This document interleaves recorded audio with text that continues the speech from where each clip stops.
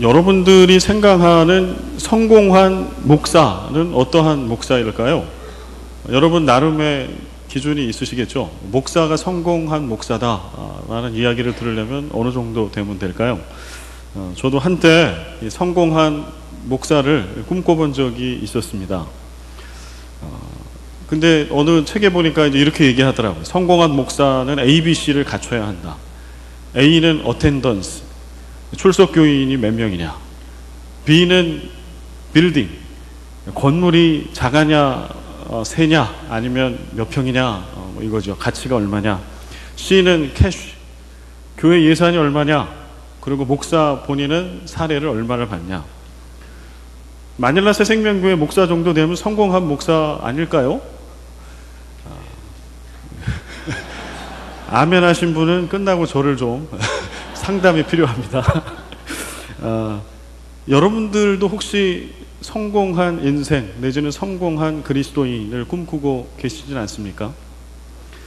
여러분의 생각과 여러분의 꿈속에 있는 성공의 정의는 무엇입니까? 어떻게 어디까지 도달하면 성공한 인생, 성공한 그리스도인이 될 수 있을까요? 한 4, 5년 전에 제가 보았던 자료인데 이번에 설교 준비하다가 다시 한번 꺼내 보았습니다. 4, 5년 전에 재미난 그 글이 하나 올라왔어요. 무엇인고 하니 대한민국을 포함한 세계 4개국의 중산층에 대한 정의가 이렇게 비교돼서 설명이 되어 있었습니다. 한국은요, 이거는 이제 설문조사를 한 겁니다. 설문조사를 해서 여러분들이 대한민국 사회의 중산층이라고 하면은 어떤 사람들을 중산층이라고 할 수 있겠습니까? 라고 해서 모아진 거예요. 부채 없는 서울에 부채 없는 아파트 30평 이상. 벌써부터 낙심하는 분들이 계십니다. 월 급여 500만 원 이상, 자동차 2000cc 이상, 예금 잔고 1억 이상, 해외여행 1년 1회 이상 다닐 수 있는 여유가 있으면 대한민국에서 중산층이다. 이렇게 얘기를 합니다. 물론 이제 펀드 매니저가 또 얘기한 거 있는데요. 여기는 억 단위의 공이 하나 더 붙어 있더라고요. 예금 잔고 뭐 10억, 20억, 부동산이 뭐 30억, 50억, 강남에 50평 이상의 자기 소유 아파트. 그래서 야, 이거는 약간 미친 거 아닌가. 이거 얘기했다가 여러분 상처받을 것 같아서 요거는 뺐어요. 그리고 제가 말씀드린 거는 이제 직장인들 대상으로 이렇게 설문한 거. 미국에는 공립학교에서 이렇게 중산층을 가르친답니다. 사회적인 약자를 돕고 부정과 불법에 저항하며 테이블 위에 정기적으로 받아보는 비평지가 놓여있는 사람, 중산층. 영국의 옥스퍼드 대학에서 영국의 중산층을 설명했습니다. 페어플레이를 할 것, 독선적으로 행동하지 말 것, 약자를 두둔하고 강자에 대응할 것, 불법에 의연히 대처할 것. 프랑스입니다. 외국어를 하나 정도, 직접 즐기는 스포츠가 하나 정도, 직접 다룰 수 있는 악기가 하나 정도, 남들과는 다른 맛을 낼 수 있는 요리가 하나 정도, 이 정도 있어야 프랑스스럽죠. 사회적 공분에 의연히 참여할 것, 약자를 도우며 봉사활동을 꾸준히 할 것. 오늘 뭐 이 얘기를 하려고 하는 것은 아니고요. 여러분은 어떻게 중산층이라고 하면 그 사회의 중간층이잖아요. 성공이라고 얘기하기는 세상적인 기준으로 어렵겠으나 중산층도 안 되면 성공 갖다 붙이기 어려우니까 여러분들은 성공한 분들 맞는 것 같습니까? 중요한 거는요, 성경이죠. 성경 말씀에도 우리가 얘기하는 것처럼 크리스찬이나 넌 크리스찬이나 이 세상은 좀 성공에 목말라 합니다. 누구나 다 성공 신화를 가지고 있습니다. 그리스도인조차도. 그런데 정말 성경도 성공에 대해서 그렇게 관심이 많을까요? 성공해라. 성공한 그리스도인의 모습. 유감스럽게 성경은 성공이라고 하는 것에 아주 무관심한 것처럼 보여져요. 성공이라고 하는 단어를, 이 키워드를 딱 치잖아요. 성경 검색하는 데다가. 신약에는 성공이라고 하는 단어가 한 군데도 나오지 않습니다. 구약에 딱 두 구절 나옵니다. 욥기와 전도서에 나옵니다. 구약에 두 구절 나와 있는 욥기 5장 12절은 이런 말씀입니다. 하나님은 교활한 자의 계교를 꺾으사 그들의 손이 성공하지 못하게 하시며. 그나마 구약에 성공에 대한 두 구절 중에 하나는요, 교활한 자를 꺾어서 성공하지 못하게 만드시겠다라고 하는 우리가 생각하는 세상적 기준의 정반대의 성공에 대한 말씀을 하고 있습니다. 우리가 성경 말씀을 구약부터 신약을 보면 성공했다라고 이렇게 우리 속으로 판단되어지는 인물들이 등장합니다. 구약에 아브라함, 요셉, 모세, 또 다윗, 신약으로 오면 바울, 베드로, 성공한 그리스도인 아닐까요? 성공한 하나님의 자녀들 아닐까요? 그런데 성경은요, 어디 한 구절도 이런 사람들을 수식할 때, 표현할 때 성공이라고 하는 단어를 쓰지 않아요. 절대 쓰지 않습니다. 비슷한 단어도 쓰지 않습니다. 예수님에 대해서 성경은 이야기하는데, 복음서에 내지는 신약 성경에 성경 어디에도 예수님을 설명할 때 성공이라든가 성공 비슷한 류의 단어로 표현하지 않습니다. 예수님의 삶을 한번 들어가 볼까요? 예수님의 출생, 우리의 기준, 성공에 대한 기준으로 바라볼 때 예수님의 출생은 성공한 사람의 출생이 맞나요?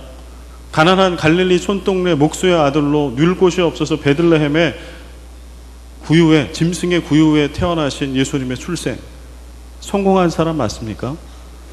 예수님이 40일 금식하신 후에 광야에서 시험을 받으시죠. 공생애를 시작하신 첫 스타트의 말씀입니다. 돌을 떡으로 만들고 성전에서 뛰어내리는 엄청난 영웅적인 기적을 베풀며 아주 성공적으로 메시아의 공생애를 대비할 수 있었습니다. 그런데 예수님은 그것을 따르지 않습니다.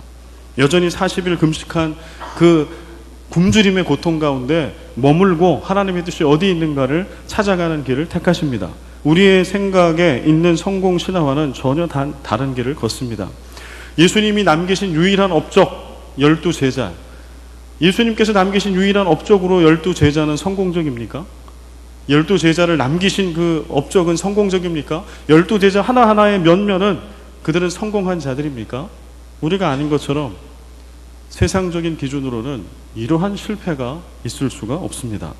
예수님의 최후, 십자가의 죽음, 저주받은 자만이 달려 죽는 십자가에 예수님은 죽으셨습니다.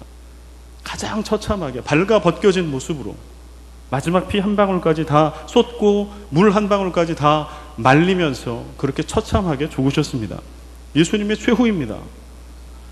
성경에 나와 있는 예수님의 출생부터 최후까지를 바라보면 어디도 우리 기준에 가지고 있는, 우리가 그토록 성공하고 싶고 우리의 자녀들을 통해서 너는 제발 성공하는 사람이 되라고 이야기했던 그 성공의 성자 하나, 시호자 하나도 비슷한 것이 없어요. 그러면 왜 성경은 성공에 대해서 무관심한 것일까요? 성공이라고 하는 사전적인 의미를 우리가 좀 정의를 볼 필요가 있어요. 그러면 좀 다가옵니다. 사전에서 성공은 이렇게 정의되어 있습니다. 자신이 뜻하는 바를 이루고 사회적 지위나 부를 얻음, 이게 성공이에요. 자신이 뜻하는 바를 이루어 사회적인 지위나 부를 얻는 게 성공입니다. 그런데 성경은 어떠한 목적을 가지고 기록된 책인가요? 우리가 아는 것처럼 예수 그리스도의 구원에 대한 약속과 성취를 쓰고 있는 책이죠. 구원은 성공한 자가 그의 능력과 노력의 대가로 받는 상급이 결코 아닙니다. 죄로 인하여 죽었던 우리가 그저 십자가의 은혜로 받을 자격 없는 우리가 믿음을 통해서 거저 받은 것, 이게 구원이라고 성경은 얘기합니다. 성경은 예수를 믿음으로 성공하는 비결을 가르쳐주는 책이 결코 아닙니다. 이렇게 잘 믿으면 여러분들이 성공할 거라고 하는 지침서가 아니라고 하는 말씀입니다. 오히려 예수 그리스도의 십자가의 고난을 짊어지고 너희 일상 가운데 예수님을 닮아 살아가라. 그렇게 승리를 경험하고 그렇게 하나님의 나라, 네가 주인 되는 네 왕국이 아니라 하나님이 주인 되시고 말씀과 복음의 식과 법대로 다스려지는 그 나라를 세워가라 라고 인도해 주는 것이 성경 책이에요. 그래서 성경은 성공에 대해서 무관심할 수밖에 없습니다. 그러면 예수님은, 성경을 일단 무관심하는 거 확실히 알았습니다. 그렇다면 예수님은 뭐를 관심 가져 하고 계실까요? 뭐에 대해서? 성공이 아니라면 무엇을 예수님은 관심을 갖고 마지막까지 말씀하셨을까요? 예수님은 성공이 아니라 승리를 말씀하십니다. 세상은 성공을 강조하지만 주님의 관심은 마지막 십자가에 달리시기 전까지 승리함에 있으셨던 것을 알 수 있어요. 오늘 본문 말씀은요, 요한복음 16장의 맨 마지막 부분입니다. 요한복음 13장, 14장, 15장, 16장 이 4개의 장은 예수님의 고별 강화, 고별 설교라고 하는 별칭을 갖고 있어요. 그 얘기는 뭐냐 하면 예수님이 십자가에 달려 죽기 마지막 전에 제자들에게 유언처럼 남기신 마지막 말씀, 이게 13장부터 16장에 기록되어 있다고 하는 거예요. 오늘 본문은 그 예수님의 유언의 말씀 중에 맨 마지막을 장식하고 있는 결론과 같은 말씀입니다. 뭐라고 말씀하시는가요? 32절과 33절을 우리 큰 목소리로 함께 읽겠습니다. 보라, 너희가 다 각각 세 곳으로 흩어지고 나를 혼자 둘 때가 오나니 벌써 왔도다. 그러나 내가 혼자 있는 것이 아니라 아버지께서 나와 함께 계시느니라. 이것을 너희에게 이르는 것은 너희로 내 안에서 평안을 누리게 하려 함이라. 세상에서는 너희가 환난을 당하나 담대하라. 내가 세상을 이기었노라. 아멘. 요 32절과 3절의 말씀을 연결시켜 보면은요, 예수님께서 제자들의 면면을, 특히 신앙적인 모습을 너무 잘 알고 있는 거예요. 이미 예수님의 제자 중에 하나는 예수님을 팔아버렸죠. 이제 너희가 내 십자가에 조금 임박해질수록 너희들은 그 세상의 공포와 두려움을 이기지 못할 것이다. 그래서 너희들은 나를 팔 것이고 너희들은 다 나를 배신하고 떠날 것이다. 내가 그것을 알고 있다. 이게 32절 말씀. 그러나 내가 그것을 알고 있는 상태에서도 나는 너희에게 소망이 있다. 내가 너희에게 축복의 말을 너희에게 전한다. 그 말씀은 뭐예요? 내가 세상에서 너희가 환난을 당하나 나는 세상을 이기었다. 내가 세상을 이긴 이 승리와 이김으로 너희가 그렇게 믿음이 부족하고 그렇게 연약해도 너희도 믿음 가운데 내가 이미 이긴 이 세상을 이기며 살아갈 것을 나는 확신한다. 나는 너희가 그런 사람들이 되기를 축복한다. 이게 예수님의 요한복음의 유언의 말씀의 맨 마지막을 장식하는 말씀입니다. 성경은 이 말씀 이외에도 개인에 대한, 그리스도인 개인에 대한 승리도 이야기하지만 특별히 믿음의 공동체인 교회의 승리를 이야기합니다. 요한계시록 2장과 3장에 보면 소아시아의 7교회 이야기가 나와요. 7교회가 나오고요. 거기에 어떤 교회는 칭찬을 받고 칭찬만 받는 교회도 있고 칭찬과 예수님의 아주 준엄하신 정죄의 말씀을 받는 그런 교회도 있죠. 그런데 이것을 떠나서요, 7교회 중에 5교회에 예수님께서 주신 말씀은 승리하라 라고 하는 말씀을 주세요. 이기라. 너희들이 마지막 때까지 너희 삶의 자리에서 그리스도의 십자가를 붙들고 믿음으로 세상을 이겨라. 끝까지 너희들의 믿음을 지켜라. 그렇게 세상을 이길 때에 너희들에게 하나님의 자녀가 되는 또 면류관을 선물로 주겠다라고 하는 말씀이죠. 요한계시록 21장 7절에 가면은요, 이런 말씀을 주십니다. 이기는 자는 이것들을 상속으로 받으리라. 나는 그의 하나님이 되고 그는 내 아들이 되리라. 이 앞에 있는 말씀 무엇인가 하니 새 땅과 새 하늘, 새 예루살렘이 마지막에 임한다라고 하는 말씀이에요. 그 말씀의 끝에 이것을 주십니다. 이기는 자들은 이것들을 상속으로 받으리라. 나는 그의 하나님이 되고 그는 내 아들이 되리라. 세상에 예수 믿는 사람들, 거룩한 하나님의 나라를 세워가는 그 사람들을 가만히 놔두지 않는 그 세상 가운데 마지막 때까지 그 환난 가운데 복음과 믿음과 십자가를 붙들고 이기는 자들은 반드시 하나님께서 하나님의 자녀를 삼아주시고 그들의 하나님이 되어주시겠다라고 하는 말씀입니다. 근데 사실은 이 말씀은, 교회가 이긴다라고 하는 말씀은 요한이 처음 했던 이야기는 아닙니다. 마태복음에 예수님께서 사실 이 말씀을 처음 하셨어요. 교회가 이긴다라고 하는 말씀은 마태복음 16장 18절, 우리 같이 한번 읽어볼까요? 16장 18절 시작.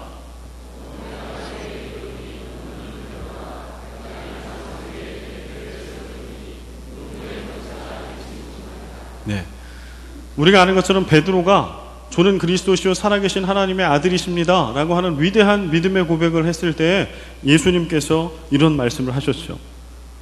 너는 베드로라. 내가 이 반석 위에 내 교회를 세우리니 음부의 권세가 이기지 못하리라. 그래서 교회는 이깁니다. 우리의 육신의 눈으로 바라보고 판단할 때 오늘 이 지구상에 존재하는 이 시대의 교회들이 다 세상에 세속주의에 매몰돼서 지고 있는 것처럼 보이고 망하고 있는 것처럼 보여요. 그러나 절대 그렇지 않아요. 교회는 반드시 이깁니다. 그게 예수님의 말씀입니다. 오늘 본문 말씀 33절로 다시 한번 가보겠습니다.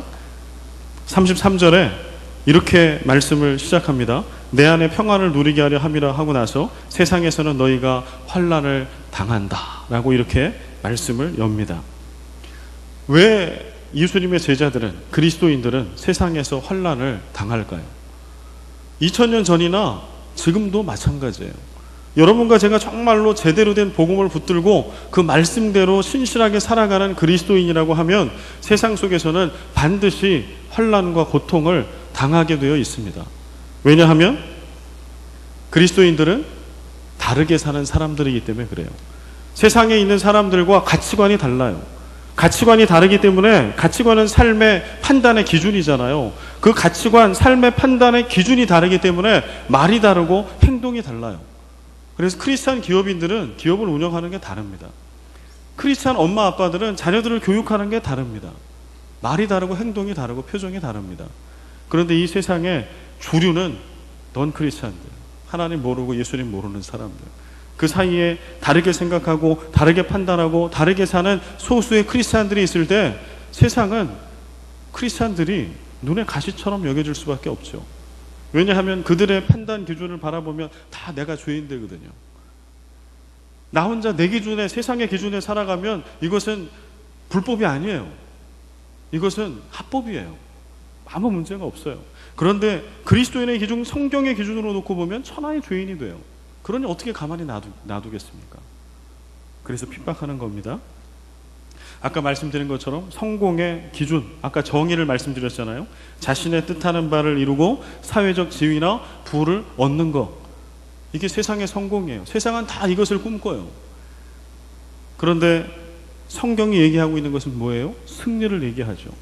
승리는 뭐가 승리일까요? 성공은 내 자신이 뜻하는 바를 이루는 거예요. 그래서 사회적 지위나 부를 얻는 게 성공이라면 승리는 무엇일까요? 내 뜻이 아니라 주님의 뜻, 아버지 하나님의 뜻을 이루는 거예요. 이게 승리죠. 내 왕국이 아니라 하나님이 주인 되시는 하나님의 왕국을 세워나가는 것, 이것이 승리죠.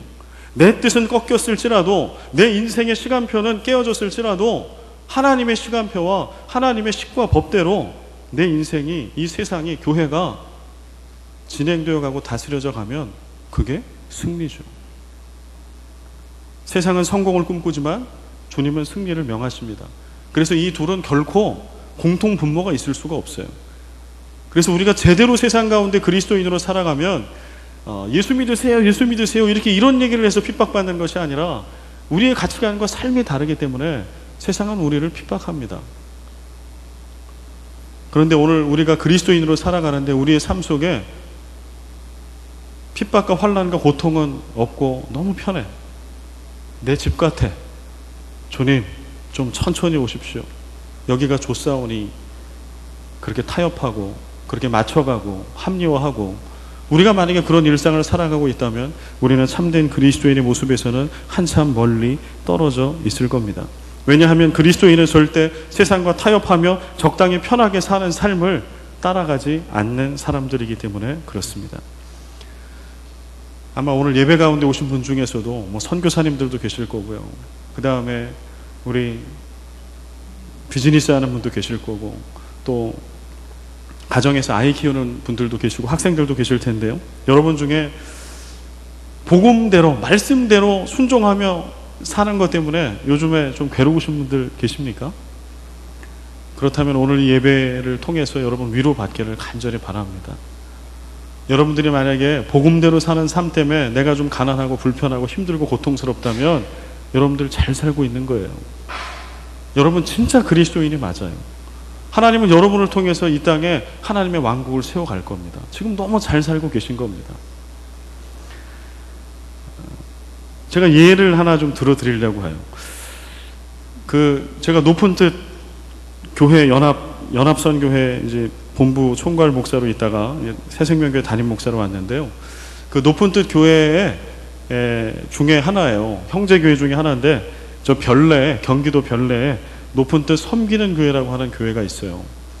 이 교회는 이제 우리랑 비슷한 과거를 갖고 있는데 교회에 좀 아픔이 있어서 교회를 건강하게 세워가기 위한 그런 많은 분들이 거기도 교회를 막 새로 짓고 있었던 때인데 건축 헌금, 약장 헌금까지 다 교회에 헌금을 하고 그러한 분들이 한 300여 명 이렇게 교회에서 나왔어요. 조용히. 그리고 명동에 있는 청어람 그 지하에 있는 강당에서 예배를 드리기 시작했습니다. 그래서 높은 뜻 연합선교회 담당하던 제 앞에 전임자 선배 목사님이 설교를 했고 나중에 몇 년이 흐르고 나서 이분들이 기도하면서 별내에 땅을 구입했어요. 그리고 그곳에 이제 지금은 교회를 지었어요. 그리고 교인들이 그곳으로 다 옮겨갔습니다. 근데 좀 문제가 생겼어요. 별내 이 경기도 그쪽이요, 이게 다 개발 제한 구역으로 다 묶여 있는 거예요. 근데 유일하게 거기다가 건물을 지을 수 있어요. 그런데 어떤 조건이 충족돼야 하면 콩나물 공장을 지으면 거기에 콩나물 공장 면적의 몇 분의 몇에 해당하는 교회 건물을 지을 수 있다는 거예요. 근데 이제 그 경기도 그 교회가 지금 들어선 그쪽에 많은 사람들이 어떻게 하는 거 하니 그런 업체가 있대요. 콩나물 공장 설비를 임대해 주는. 그래서 쫙 설치했다가 허가만 받고 다시 다 철수해가는 거예요. 그런 업체가 있다는 거예요. 근데 이분들이 이제 기도하기 시작한 거예요. 교회는 여기다가 세우고 싶은데 교회를 세우려면 그냥 세울 수가 없어. 그래서 그런 사회적 기업을 해야 되는 거예요. 그래서 이분들이 돈도 아무것도 없는 상태에서 이제 기도하기 시작했습니다. 그리고 결정한 것은 우리가 돈이 많이 들고 시간이 많이 들지라도 우리가 법을 따르자. 높은 뜻 아니냐? 하나님의 뜻, 하나님의 말씀, 하나님의 십과 법. 그래서 이분들이 결정한 거는 룰대로 콩나물 공장을 지었어요. 사회적 기업을 우리는 먼저 한다. 교회는 나중에 하겠다. 그래서 이제 업체한테 콩나물 공장을 지어달라고 그러니까 업체 사장이 놀라는 거예요. 왜냐하면 진짜로 지어주는 거 맞습니까? 요 지역에 진짜로 지은 사람이 하나도 없습니다. 그냥 갔다가 설치하고 바로 철수합니다. 그런 거 아닙니까? 우리는 아닙니다. 지어주십시오. 그래서 콩나물 공장을 잘 지었습니다. 그렇게 교회가 시작됐습니다. 그리고 사회적 기업이잖아요. 그래서 탈북한 분들을 종업원으로 쓰기 시작했습니다. 100% 국산콩, 100% 무농약. 그래서 불정 농협이라고 하는데 연결해가지고 그 재료가 비싸잖아요. 그걸 다 갖다가 이게 꼬부리, 그 콩나물이 아주 이렇게 머리는 크고, 이 몸통은 꼬불꼬불 해가지고 되게 짧고 가늘어요. 근데 이 맛이 기가 막혀요. 근데 문제는 재료비가 비싸요. 그래서 요거는 물을 위에서 주는 게 아니라 밑에서부터 물이 뿜어져 나오면서 이렇게 요런 방식으로 재배가 되는데요. 이름도 지었어요. 콩나물. 지금까지 운영을 하고 있어요. 그리고 이제는 합법적인 틀 안에서 법이 허락하는 테두리 안에서 교회도 크지 않게 작게 친환경적으로 잘 지어놨어요. 아주 예쁘게. 이 콩나물 공장 잘 되고 있을까요? 지금 어떨까요? 참 힘들어합니다. 만들어질 때부터 지금까지 너무 힘들어해요. 그래서 제가 이 설교 준비한다고 들어가 보니까 최근에 또 뭔가 제품을 개발했더라고. 콩나물 피클? 여러분 그런 거 들어보셨어요? 이게 이윤이 안 남으니까 콩나물 주스 했다가 처음에 콩나물 뭐 비빔밥 뭐 해가지고 별거를 다 해보는데요. 여러분 생각해봐요. 콩나물 비싸야 그거 얼마 하겠습니까? 이게 보관이 잘 안 돼요. 금방 물러져요. 그러니까 이게 이윤이 잘 남지 않아요. 그러니까 교회에서 지원을 하고 하더라도 거기 직원들 월급 주기 바쁜 그런 사회적 기업이에요. 교회로는 엄청나게 힘든 버거운 일을 하고 있어요. 그러나 근처에 소문이 났어요. 이 교회는 법대로 한다. 그리고 가난한 장애인들, 탈북한 사람들 직원으로 고용하면서 직원들 월급 주기 위한 회사를 하고 있다. 이게 소문이 나가지고요. 그 부동산을 소개해줬던 사장이 교인이 됐어요. 이런 일들이 생겨나는 거예요. 이 교회 성공한 교회일까요? 이 콩나물 공장 성공한 기업일까요? 여기 비즈니스 잘하시는 분들 많잖아요. 제 기준으로도 실패한 거예요. 이 말도 안 돼. 그러나 오늘 말씀에 비추어 보면 성공한 기업과 교회는 아닐 수 있으나 믿음으로 승리한 교회와 기업인 것은 분명합니다. 오늘 33절 말씀에 보면 세상에서는 너희가 환난을 당하나 담대하라 라고 말씀합니다. 이 담대하라라고 하는 거의 시제는 현재 명령형이에요. 이것은 뭔고 하니 지금 요 시점에만 반짝 담대하는 것이 아니라 앞으로 계속해서 너희가 그리스도인으로 이 땅 가운데 사는 동안에는 계속 담대하라 라고 말씀해요. 그렇게 용기를 가지고 담대하지 않으면 믿음으로 세상을 이길 수 없어요. 우리는 또 성공주의자가 될 겁니다. 또 다른.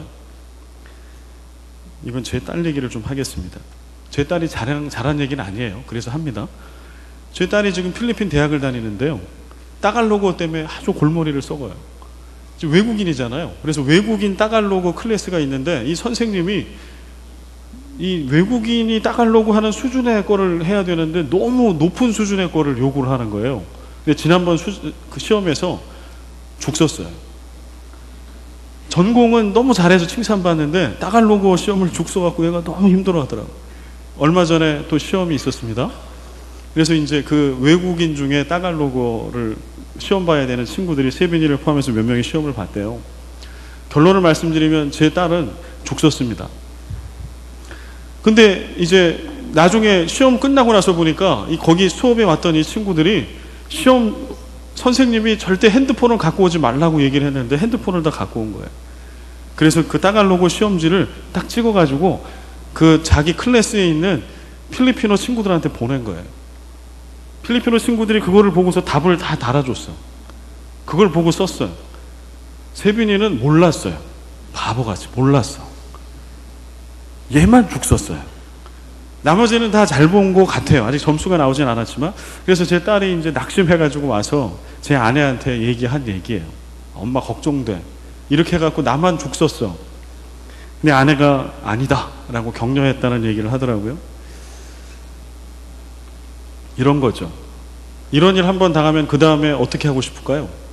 사진 찍고 싶겠죠. 보내고 싶겠죠. 사실은 그리스도인이 믿음으로 세상 가운데 승리하는 거는 복음으로 사탄의 세력, 어둠의 세력, 악의 세력을 이기신 예수님과 더불어 오늘 거룩한 하나님이 주인 되시는 그런 우리가 생각하는 그런 거룩한 종말론적인 왕국을 세워나가는 것뿐만 아니라 우리가 계속해서 담대해야 할 이유는 우리 삶의 이렇게 일상의 가장 조그마한 부분에서 우리가 계속 공격을 받기 때문이에요. 이런 한순간순간에 어떻게 내가 결정할 거냐는 거예요. 용기가 있어야 합니다. 우리 자녀들이요, 용기를 가져야 합니다. 부모님들 마찬가지예요. 정도를 걸으려면 마음 아프죠. 걱정되고 염려되죠. 그러나 담대하라. 그 길이 손해보는 길인 것 같고 일시적으로 뒤처지고 패배하고 성공하지 못한 것처럼 보일지라도 그리스도인이 걸어가야 될 길은 그 길이에요. 그것 때문에 예수님이 십자가 지신 거예요. 그것 때문에 십자가 지시고 사흘 만에 부활하시고 사망 권세, 사단의 권세, 어둠의 권세를 이기신 거예요. 여러분 이걸 절대 잊지 마십시오. 그리고 말씀하십니다. 33절 말미에 담대하라 내가 세상을 이기었노라. 담대할 이유를 주세요. 내가 세상을 이기었노라. 이 이기었노라는 완료 시제예요. 내가 세상을 이길 것이다. 장차 이 얘기가 아니에요. 이미 내가 세상을 이겨버렸다. 그래서 승리는 이제 너희들의 것이 되었다. 고린도전서 15장 57절과 58절의 말씀 같이 한번 우리 읽어볼까요? 시작. 우리 주 예수 그리스도로 말미암아 우리에게 승리를 주신 하나님께 감사하노니 그러므로 내 사랑하는 형제들아 견실하며 흔들리지 말고 항상 주의 일에 더욱 힘쓰는 자들이 되라. 이는 너희 수고가 주 안에서 헛되지 않은 줄 알미라. 승리가 어디서 온다고 얘기하나요? 우리는 승리가 우리한테 온다고 생각해요. 심지어는 구원도 우리에게서 시작됐다고 생각해요. 왜냐하면 믿음으로 구원을 얻으니까. 그러나 아닙니다. 그 믿음도 하나님이 선물로 주셔야 믿음이 생겨요. 왜냐하면 성령이 내 안에 계시지 않고서는 예수를 주라 고백하거나 믿을 수가 없어. 우리의 노력으로 성령이 우리 안에 계시게 할 방법이 없어요. 마찬가지예요. 승리도 우리 안에 있지 않아요. 그래서 우리가 세상이 아무리 크고 두렵고 무서울지라도 우리가 두려워할 이유가 없어요. 그 전쟁에서 우리의 힘과 능력으로 싸우는 것이 아니기 때문에 하나님께서 승리를 예수 그리스도로 말미암아 우리에게 주십니다. 여러분 두려워하지 마십시오. 58절 그렇기 때문에 흔들리지 말아라. 내 구원이 혹시 번복되는 것은 아닌가? 혹시 내가 오늘 세상 가운데 말씀대로 살다가 망하는 거 아닌가? 쫄딱 망하고 비참한 그리스도인으로 사는 거 아닌가? 이러한 두려움을 이기라라고 하는 거예요. 그리고 주의 일에 더욱 힘쓰는 자들이 되라. 내 성공을 위한 내 일이 아니라 하나님 나라를 세우는 주의 일에 더욱 힘쓰는 자들이 되라. 이 이야기는요, 이미 승리는 결정됐다라는 거예요. 이미 승리해버린 그 게임을 너희들은 그 승리의 기쁨을 만끽하며 누리며 살아라, 세상 가운데. 이 말씀입니다. 여러분, 얼마 전에 시리아 국가대표 선수들이 월드컵 아시아 예선 시리아하고 경기를 했습니다. 누가 이겼나요? 한국이 이겼습니다. 요즘에 국가대표가 잘 못해요. 그래서 지금 감독 갈아라 뭐 얘기하는데요. 시리아전에서는 1대0으로 이겼어요. 그런데 가슴이 얼마나 쫄깃쫄깃하던지 제가 그거 보면서, 여튼 1대0으로 첫 골을 일찌감치 넣었는데요. 그 뒤에 골을 먹을, 골과 다름없는 결정적인 그런 장면이 한두 가지가 아니었어요. 골대 앞에서 그냥 있는 힘껏 노마크 찬스에서 시리아 선수가 슛을 했는데 그냥 약간 이렇게 비껴가서 노골. 마지막에 후반부에 끝날 때쯤에는 있는 힘껏 내리찼는데 그게 골 크로스바를 맞고 노골. 그거 보고 있을 때는 정말 심장이 막 벌렁벌렁 막 이러더라고. 이러다 또 비기거나 지면 어떡하지? 그런데 이겼어요. 이겼습니다. 여러분, 이 경기를 다시 봐요. 그러면 어떨까요? 절대 쫄깃쫄깃하거나 긴장되지 않을 거예요. 즐길 겁니다. 아, 저거 노골이야. 아, 저거 안 들어가. 그러나 처음 보는 사람은 두려울 거예요. 저러다 동점되는 거 아니야? 저러다 역전되는 거 아니야? 예수님 말씀하신 거는 이거예요. 아니다. 세상 가운데 그리스도인으로 너희들이 십자가를 붙들고 복음을 붙들고 말씀대로 그 너희들을 삼켜버릴 것 같은 세상과 더불어 싸울 때 패배할 것처럼 보이지 승리는 이미 결정됐어. 너희들은 승리자처럼 살아. 어깨를 펴. 너희가 이기는 거 아니야. 내가 이미 다 이겼어. 여러분, 성공을 추구하는 세상 속에서 예수 닮아 승리하는 그리스도인들이 모두 다 되시기를 간절히 부탁을 드립니다. 이미 승리한 자들이 우리의 뜻을 이루며 무엇인가를 채워가는 성공에 굶주릴 이유가 아무것도 없어요. 이 말씀을 이쯤 들으면 어떤 분들은 그렇게 생각할 겁니다. 그러나 목사님, 저는 여전히 믿음이 부족합니다. 여전히 세상에 두렵습니다. 예수님이 사망 못에 이기신 거지 내가 세상을 이긴 건 아니지 않습니까? 그래서 저는 그냥 이 무서운 세상 적당히 타협하면서 성공한 그리스도인이 되어 그 성공이라고 하는 것으로 하나님의 이름을 높여드리며 그렇게 살겠습니다. 이렇게 자위하는 분들이 계실 거예요. 그러나 죄송하지만 우리의 성공을 통해 주님께 영광을 올려드리겠다라고 하는 것은 성경에 있지 않습니다. 오늘 자신을 배신하고 떠날 제자들을 예수님은 다 알고 계셨어요. 그럼에도 불구하고 예수님은 제자들에게 축복의 말씀을 건네는 거예요. 얘들아, 니네들 나 다 배신하고 세상의 두려움으로 인해서 나를 다 떠날 거 내가 알아. 그러나 얘들아, 이거는 기억해라. 너희들이 지금은 나를 배신하고 떠날지라도 마지막 때 너희들은 완전히 승리할 거야. 내가 세상을 이겼기 때문에 너희들 이것을 꼭 붙들고 있어라. 너희들은 반드시 믿음으로 세상을 승리할 거다. 너희 뜻이 아니라 하나님의 뜻을 이루어드리는 그 승리를 반드시 쟁취할 거다. 우리가 아는 것처럼 제자들은 예수님 부활하신 이후에 마가이다락방 성령 받고 그야말로 성공한 자는 아닐지 몰라도 승리한 자들이 됩니다. 우리 마지막 말씀을 한 구절 읽고 이제 말씀을 마무리하려고 합니다. 고린도후서 4장 8절부터 10절이요. 여러분, 이 말씀을 좀 마음에 잘 간직하고 세상 속에서 승리하셨으면 좋겠습니다. 고린도후서 4장 8절에서 10절 우리 크게 읽습니다. 시작. 우리가 사방으로 우겨쌈을 당하여도 쌓이지 아니하며 답답한 일을 당하여도 낙심하지 아니하며 박해를 받아도 버림받지 아니하며 거꾸로 뜨림을 당하여도 망하지 아니하고 우리가 항상 예수의 죽음을 몸에 짊어짐은 예수의 생명이 또한 우리 몸에 나타나게 하려 함이라. 아멘. 여러분 성경 말씀대로 살면 사방에 우겨쌈을 당하게 될 거예요. 제가 예언합니다. 여러분 말씀대로 살면 그렇게 돼요. 답답한 일을 많이 당할 거예요. 언제까지 이 답답함을 내가 겪으면서 감당하면서 살아야 되는가 많이 당할 겁니다. 때때로 박해를 당하시기도 할 겁니다. 남들에게 거꾸로뜨림을 당하는 것을 경험하기도 할 겁니다. 그러나 고린도후서 말씀은 두려워하지 말라. 너희들이 버림받은 것처럼 보여지나 결코 버림받은 것이 아니고 거꾸로 틀어져서 넘어지는 것처럼 실패하는 것처럼 보이나 결코 망하지 아니하리로다. 여러분 예수 그리스도의 죽음, 예수 그리스도의 흔적, 스티그마는 뭐예요? 십자가에 달려서 죽으신 못 박히신 그 손이죠. 예수님의 죽음은 저주예요. 십자가에 죽으셨어요. 처참하게 죽으셨어요. 성공과 실패를 얘기하면 이거 실패처럼 보여요. 그러나 오늘 우리가 그리스도인으로 살아갈 때 예수님의 십자가의 그 흔적을 우리도 지녀야 할 겁니다. 세상 가운데 우리의 뜻과 우리의 세상의 식대로 성공을 구하며 살아가는 것이 아니라 주님의 뜻과 주님의 방식대로 천천히 가고 손해보고 더디 가더라도 그 믿음으로 승리하는 그 길이 우리의 길입니다. 여러분 성공을 부러워하지 맙시다. 세상에서 성공한 사람, 아까 얘기한 ABC, 우리보다 더 성공한 교회 부러워하지 맙시다.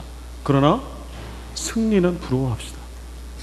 오늘도 고난의 한 복판에서 믿음을 붙들고 손해보는 거 알면서 그 기업을 이끌어가고 손해보는 거 알면서 그렇게 바보같이 말씀대로 살고 속아주고 돌아가고, 저는 우리 마닐라 새생명교회가 그런 교회라고 확신합니다. 우리는 빨리 갈 수 있었으면 지금보다 훨씬 더 빨리 효율적으로 갈 수 있었던 교회예요. 그러나 우리는 천천히 가는 길을 택했어요. 하나님의 뜻과 정도를 걸어가는 길을 택했어요. 여러분 앞으로도 그렇게 그 길을 걸어가시기 바랍니다. 교회에서, 가정에서, 일터에서, 학생들은 학교에서 타협하지 말고 말씀과 복음의 길 십자가의 길, 그럴 때에 주께서 주시는 오늘 32절에 보면 참 평안을 너희에게 주겠다라고 말씀하세요. 그럴 때 거친 세상의 풍랑 가운데도 진정한 평안을 누릴 수가 있습니다. 여러분 이 사순절 기간에 2017년이 사순절 또 부활절 이때 여러분 그 평안을 모두 다 누리면서 승리자로 살아가시는 여러분과 제가 되기를 간절히 소망합니다. 아버지 하나님, 세상이 여전히 꿈꾸는 성공이 아니라 피 묻은 그리스도의 십자가를 붙들고 예수님 사셨던 걸어가셨던 그 좁고 협착한 십자가의 길 걸으며 말씀과 복음으로 하나님의 식과 법대로 이 땅에 거룩한 주의 나라 세워가며 승리하는 우리 모두가, 우리 교회가 되게 하여 주시옵소서.